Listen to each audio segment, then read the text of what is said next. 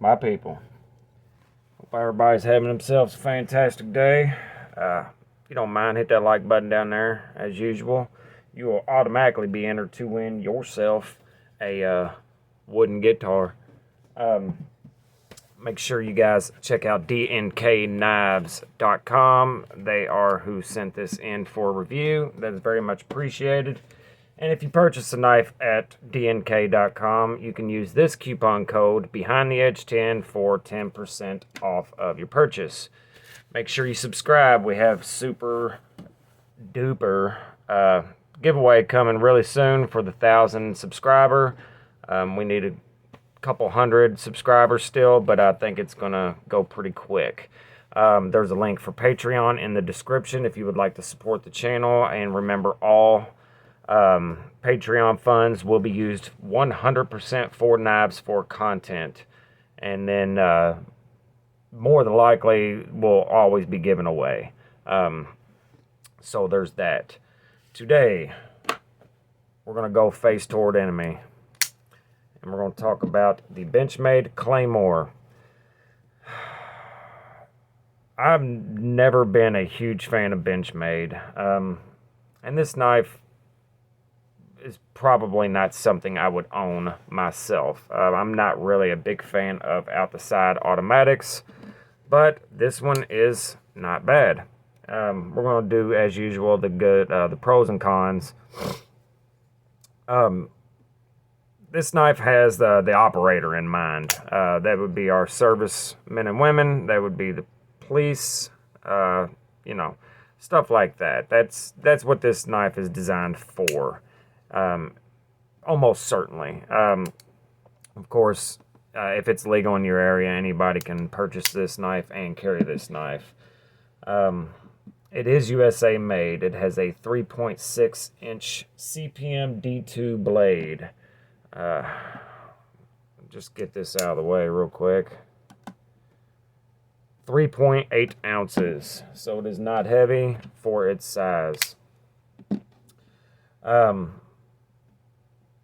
so the pros. The Cerakote on this blade. As of late, Benchmade's been using more and more of the Cerakote instead of the black paint, and it is a vast improvement over the black paint that would wear off if you looked at it too hard in their previous stuff. So that is an excellent thing. Next, best deep carry clip ever. Benchmade, that's one thing they do exceptionally well. It is just, you can't beat it. It cannot be any better, in my opinion. Next, incredibly comfortable ergos. It's ugly in its design, the handle design, in my opinion, but it is very, very comfortable. I can't say anything else about it. In reverse grip or standard, and it is balanced right at the pivot, and I did not do that very well. There you go.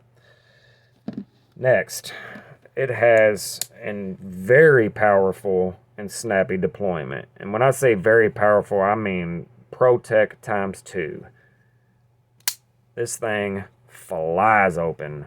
And I would not hand this to somebody who has never fired a out-the-side knife. It will absolutely fly out of their hand. I'm guessing, obviously it has an extremely powerful coil spring in it, but since the handle is so extremely light compared to the rest of the knife, you know, from here up, you're getting a lot of kinetic energy on deployment, and I like that. I like how fast it fires, and how very, very strong, and I like the sound. Sounds okay for a plastic handled knife.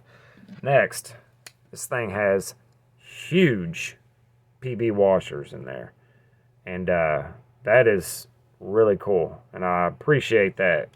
I'm guessing because of the nature of this handle being plastic, you're going to need, well, it does have little liners in there.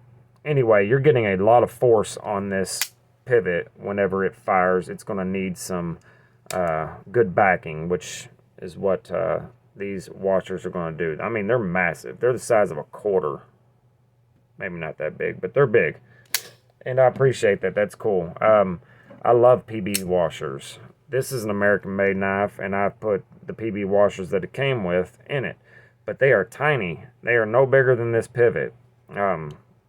Chris Reeves makes giant PB washers, and I prefer the bigger ones. That's cool. Everybody should do that. And the fact that it's USA made is always a plus. So we are going to go into the cons here in a second. Real quick, the reason I said face toward enemy, it has these dots and slashes, dots and dash. That is Morse code for FTE, and that means face toward enemy. And I just noticed that on accident. As soon as I seen it, I knew what it was. I recognized Morse code, but I thought that was wild. Next thing, Benchmade does well with their billboarding. It is quite minimal. It has their butterfly, blade steel, and only on the handle, the only thing it says is US manufactured, right there. So it's subtle, and that's good. All right, we're going to go to the cons. I'm going to try to make this video quick. There's quite a few. And it's, you know, just like I say all the time, you can find anything wrong with any knife. You know, you can find something wrong with any knife. First and foremost, I hate the lock. I understand it for this application. I understand why it has to be there, but I hate it. I do not like the lock.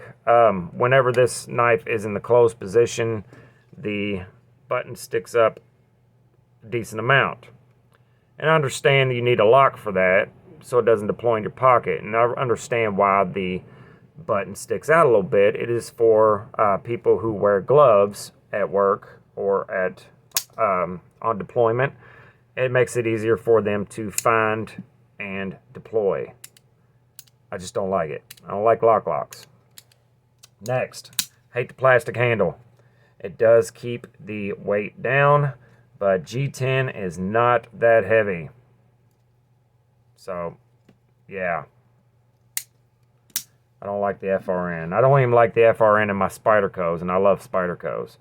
Not a fan of FRN. I know it keeps the price down, keeps the weight down. I understand it, just don't like it. CPM D2 blade. So lately, Benchmade's been using a lot of M4, 3V, and Crewwear. All of those options would have been better, in my opinion. They wanted something, in my opinion, they wanted something that would be pretty tough and fairly easy to sharpen, which D2 is not really the easiest to sharpen, but it's not hard either.